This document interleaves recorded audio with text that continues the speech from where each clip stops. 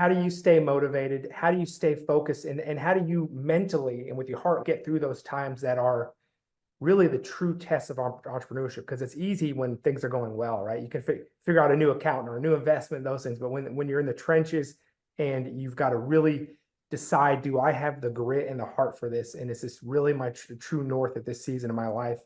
How do you personally get through those seasons? What do you do? Yeah, absolutely. I think this is a great question.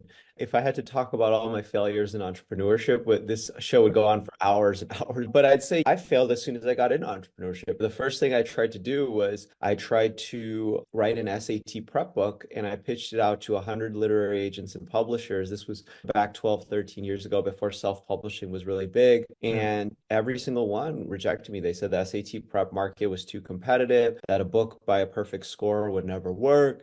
Wow. And I had to do what I think entrepreneurs should do when they're facing rejections, when they're facing failure, which is focus on product. So what I did was I just wrote a better and better book. I made better and better curriculum. And then I went out and tested it in the market by that first 6 week course. And I had that 376 point improvement. And then I was Wow. able to go back and say, look at these improvements I'm having for students.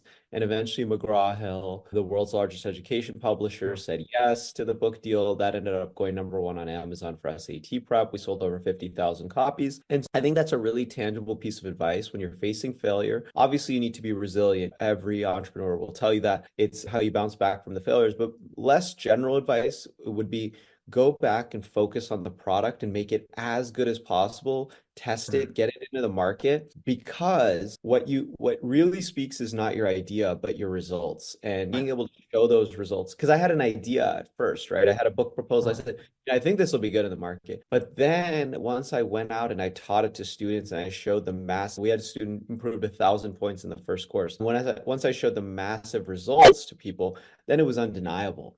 And Mm. so product is the most important thing as an entrepreneur, because your customers will tell all other customers and the market will tell you whether it's going to work or not.